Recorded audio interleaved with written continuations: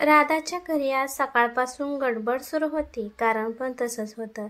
राधाच्या सासऱ्यांच्या लग्नाचा वाढदिवस होता. राधाने आज सकाळी उठून सगळ्यांसाठी नाश्ता बनवला. नाश्त्यामध्ये सगळे पदार्थ सासऱ्यांच्या आवडीचे होते. दुपारी गुलाबजामुन बनव असे सासरे शामरावांनी सांगितलं. दुपारी पण राधिकाने सगळ्यांसाठी खूप मस्त स्वयंपाक बनवला. राधाच्या नवऱ्याने अशोकने आज आईबाबांच्या लग्नाच्या वाढदिवसामुळे घरातल्या घरात एक छोटीशी पार्टी ठेवली होती.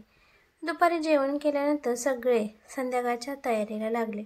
राधाने त्यांच्या सासूला योगिता ताईला त्यांनी खूप सुंदर दिसावे म्हणून ब्युटी पार्लरमध्ये पाठवले. लग्नाच्या पार्टीसाठी राधाची नणंद 2 दिवस आधीच आली होती. ती पण राधिकाला कामात मदत करू लागत होती. राधिकाची लहान बहीण सोनाली पण त्यांचं शहरात शिक्षणासाठी हॉस्टेलवर होती. ती पण दुपारी कार्यक्रमासाठी आणि राधाला मदत करण्यासाठी आली. सोनालीने सुद्धा येताना राधाच्या सासऱ्यांसाठी गिफ्ट आणले. अशोकने सुद्धा संध्याकाळी पार्टी आहे म्हणून एक स्वयंपाक बनवणाऱ्याला आणले आणि त्याच्याकडून स्वयंपाक बनवू लागला. जिकडे बघल तिकडे घाई गडबड आणि गोंधळ सुरू होता. हळूहळू काही पाहुणे यायला सुरुवात झाले होते. थोड्या वेळाने राधाची सासू योगिता ताई पण पार्लरमधून आल्या. योगिता ताई आल्या राधा म्हणाली, आई तुम्ही खूपच सुंदर दिसत आहात. सुनाकडून कौतुक भेटल्यामुळे सासू योगिता ताई लाजल्या. मग तिथं राधिकाचे सासरे आले आणि ते म्हणाले की सकाळी मी दिलेला तुला राणी हार तो का नाही घातला. मग योगिता ताई म्हणाल्या, ठीक आहे मी आत्ताच घालते. योगिता ताई त्यांच्या रूममध्ये गेल्या. त्यांनी त्यांचा आवरून मस्तपैकी साडी घालून त्यांनी शामरावरावांनी दिलेला राणीहार घातला. राधाने आणि तिचा नवरा अशोक त्यांनी पण सासूसाठी कानातले झुमके, पैठणी आणि शामरावासाठी महागातले घड्याळ आणले होते. संध्याकाळी सगळे पाहुणे मंडळी आले. पाहुणे काही खूप नव्हते, फक्त घरातील आणि काही मित्रमंडळी. लग्नाच्या वाढदिवसाची पार्टी घरातल्या घरात हॉलमध्येच करणार होते. शामरावांना पार्टी वगैरे हे आवडत नसल्यामुळे जास्त काही मोठी पार्टी केली नव्हती. पण मुलांसाठी ते पार्टीसाठी तयार झाले आणि पार्टीसाठी त्यांनी होकार दिला. संध्याकाळी लग्नाचा वाढदिवस साजरा करून सगळ्यांनी केक कापून खाऊन नंतर जेवण करण्यास सगळे व्यस्त होते. योगिता ताई पण शामराव थकल्यामुळे एका जागी बसले. योगिता ताईंच्या गळ्यातील हार खूप टोचायला लागला. त्यामुळे त्यांनी तो हार काढून त्यांच्या रूममध्ये कपाटात ठेवला. परंतु शामरावांनी हाक मारली म्हणून त्या तशाच अलमारीला लॉक न करता बाहेर आल्या. थोड्या वेळाने शामरावराव म्हणाले की आपण सगळे फॅमिली फोटो काढू. शामरावरावांनी बोलता बोलता योगिता ताईकडे पाहिलं तर त्यांच्या गळ्यात हार नव्हता. मग त्यांनी तो हार घालायला सांगितला. शामराव योगिता ताईला म्हणाले की तो हार घातल्यानंतर खूप सुंदर दिसते आणि त्या हारामुळे फोटो पण छान येईल, म्हणून तू जाऊन तो हार घालून ये, असं शामराव योगिता ताईंना म्हणाले. हार घालण्यासाठी योगिता ताई बेडरूममध्ये गेल्या. त्यांनी कपाट उघडलं पण त्यांना कपाटात त्यांचा राणीहार दिसला नाही. त्यांनी सगळं कपाट तपासून पाहिलं परंतु कुठेच तो हार नव्हता. योगिता ताई खूप परेशान झाल्या. त्यांना खूप टेन्शन आलं होतं. त्या टेन्शनमध्येच बाहेर आल्या आणि सगळ्यांच्या समोर म्हणू लागल्या, माझा हार कुठेच नाही. माझा हार चोरीला गेला. माझा हार कोणीतरी चोरला आहे. हे ऐकून सगळे आश्चर्याने योगिता ताईकडे पाहू लागले. शामरावरावांना खूप टेन्शन आलं. कारण का सगळे घरातील पाहुणे मंडळी होते, ते पण जवळचे. त्यांच्यासमोर हा तमाशा कसा सॉल्व्ह करायचा त्यांना समजत नव्हतं. पण तोपर्यंत योगिता ताईने पूर्ण घरात हंगामा केला. मग राधिकाची सासू म्हणाली की मला माफ करा, परंतु माझा हार चोरीला गेला आहे. मला वाटत आहे की हा हार आपल्यापैकी कोणापाशी तर असेल, त्यामुळे मला तुमची पर्स चेक करायची आहे.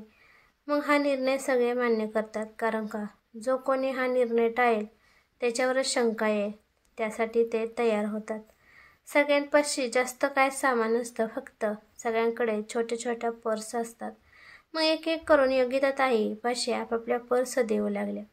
त्यांनी एक करून सगळ्यांची पर्स तपासली. आता बारी सोनालीच्या पर्सची म्हणजे राधाच्या बहिणीची पर्स तपासायची बारी असते. त्यांनी सोनालीची पर्स तपासायला सुरुवात केली. पर्स तपासता त्या अचानक ओरडल्या, हा माझा हार आहे. मग सगळे योगिता ताईकडे पाहू लागले आणि मग सोनाली पुढे येऊन म्हणाली की ही तर माझी पर्स आहे. मग सगळे पाहुणे मंडळी तिच्याकडे वेगळ्या नजरेने पाहू लागले. योगिता ताई म्हणाल्या, म्हणजे हा हार तू चोरला आहे. तुला हा हार चोरताना थोडीसुद्धा लाज वाटली नाही का? स्वतःच्याच बहिणीच्या घरी चोरी करताना तुला कशाचीच भीती वाटली नाही का? तू आल्यापासून घरात काम करते हे पाहून मला किती आनंद झालता, तुला काय सांगू. जर तुझ्या आईवडिलांना जर कळालं की तू तुझ्या बहिणीच्या सासरी जाऊन चोरी केली तर त्यांना किती वाईट वाटेल. नंतर राधाची नणंद मेघा सोनालीवर पिसाळली. तुला माझ्या आईचा हार चोरताना अजिबात लाज वाटली नाही का? तुझी हिंमत कशी झाली माझ्या आईचा हार चोरायची? माझ्या भावाच्या मागं दादा दादा म्हणून फिरत होते. माझ्या भावाने तुला बहीण मानलं होतं आणि तू तर स्वतःच्याच भावाच्या घरी चोरी केली. म्हणूनच तू आता माझ्या भावाच्या मागे दादा दादा म्हणून हाक मारत फिरत होती. कारण का वेळ भेटून आमच्या घरात तुला चोरी करायला मिळेल आणि तुझ्यावर कोणी आळ पण घेऊ शकणार नाही. सोनाली खूप मोठ्याने रडू लागली आणि ती तिच्या बहिणीकडे राधाकडे बघते आणि म्हणते की राधाताई, मी खरंच हा हार चोरला नाही, माझा विश्वास कर. राधिका पण गप्प असते, तिला पण काही समजत नाही. कारण का हार तर तिच्याच बहिणीच्या पर्समध्ये मिळाला होता, म्हणून तिला काही बोलण्याचा चान्सच भेटला नाही. तिला पण वाटत होतं की हे सासरचे माझ्या बहिणीवर कशा प्रकारे आळ घेत आहेत. तिला खात्री होती की माझी बहीण चोरी करू शकणार नाही. मग मेघा म्हणाली, तू चोरी केली आहे, तू खोटं बोलू नकोस. सोनाली म्हणाली, मी खरंच चोरी केली नाही. मग मेघा म्हणते की मग या हाराला पंख आले का? उडत उडत तुझ्या पर्समध्ये येऊन पडला. मी खरंच तुमच्या मम्मीचा हार चोरला नाही. आणि ती खाली बसून मोठ्याने रडू लागते. हवा असेल तर मी कोणाची पण शपथ घ्यायला तयार आहे, परंतु मी हा हार चोरला नाही. मग राधाची नणंद मेघा म्हणते की चोरी करून झाल्यावर तू कोणाची पण शपथ घ्यायला तयार होशील. सगळे सोनालीकडे चोराच्या नजरेने बघत होते. माणसे आपापसात चर्चा करू लागले की सुनबाईची बहीण चोर आहे. राधासुद्धा खूप रडायला लागली. तिच्या डोळ्यातून सुद्धा गंगा जमुना वाहू लागल्या. अशोक पण हे सगळं ऐकून शांत होता. त्याला पण वाटत नव्हतं की त्याची मेव्हणी अशी करेल. त्याला पूर्णपणे खात्री होती की सोनाली चोरी करू शकत नाही. मग थोड्या वेळाने एक छोटी मुलगी पुढे आली आणि ती म्हणाली की ती छोटी मुलगी दुसरी कोणाची नसून राधिकाची मुलगी होती. आणि ती मुलगी आपल्या मम्मीपाशी जाऊन म्हणाले की मम्मी मम्मी, हा हार आपल्या मावने चोरला नाही, हा हार आपल्या आत्यानेच मावच्या पर्समध्ये टाकला आहे. हे बोलल्यावर सगळे आश्चर्याने मेघाकडे पाहू लागले. मग मेघा म्हणाली की वहिनी, तू कसं काय विश्वास ठेवू शकते एवढीशा मुलीवर? मग राधा म्हणाली की माझी मुलगी परी कधीच खोटं बोलू शकत नाही.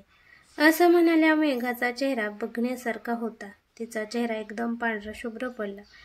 अशोकने सेफ्टीसाठी हॉलमध्ये कॅमेरा लावलेला असतो आणि मग त्याला विचार येतो की खरंच हा हार त्याच्या बहिणीने मेहुणीच्या पर्समध्ये टाकला असेल तर या CCTV कॅमेऱ्यामध्ये नक्कीच कैद झाला असेल. नंतर अशोकने जे पाहिलं ते पाहून त्याच्या पायाखालची जमीन सरकली. मग त्याने त्याच्या आईला योगिता ताईला दाखवले की बघ आई, आपल्याच मेघाने हा हार चोरी करून सोनालीच्या पर्समध्ये टाकला आहे. हे पाहून योगिता ताई दंग झाल्या. थोड्या वेळापूर्वी सोनालीवर वाईट शब्दांचा पाऊस पडत होता, पण आता वेळ आपल्या लेकीवर आली आहे म्हणल्यावर त्यांच्या तोंडातून एक शब्द सुद्धा बाहेर निघत नव्हता.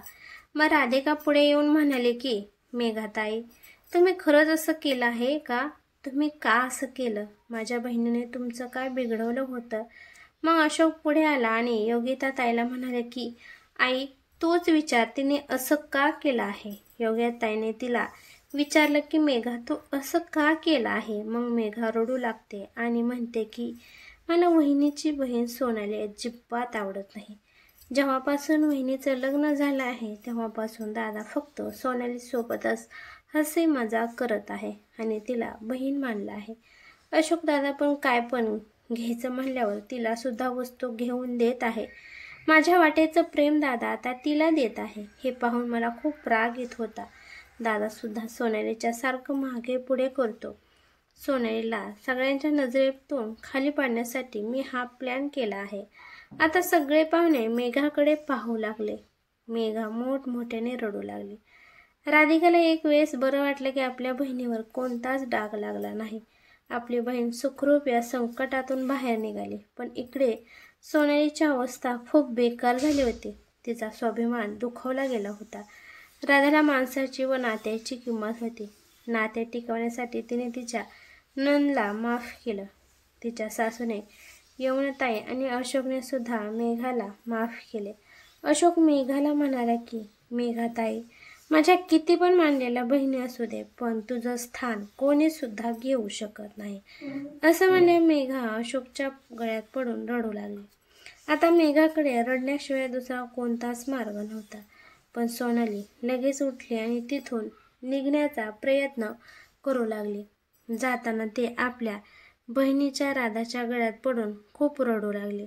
राधाची नणंद मेघा तिची माफी मागण्यासाठी पुढे आली, पण सोनालीने तिला माफ केलं नाही. सोनाली म्हणाली की मी तुम्हाला कधीच माफ करणार नाही. मी आजपासून ह्या घरात पाऊलसुद्धा ठेवणार नाही. आजपासून माझ्या या बहिणीच्या सासरच्या माणसासंग कोणताच संबंध नाही. असं म्हणून सोनाली आपलं पर्स घेऊन निघून गेले. म्हणून मित्रांनो, कोणाची पण आपण ईर्ष्या करायची नाही. आपल्याला शक्य होईल तेवढा आपण सगळ्यांसोबत प्रेमाने राहण्याचा प्रयत्न करायचा. कथा आवडल्यास लाईक, शेअर करा आणि अशाच नवनवीन कथा ऐकण्यासाठी चॅनलवरती नवीन असाल तर सबस्क्राईब करायला विसरू नका. धन्यवाद.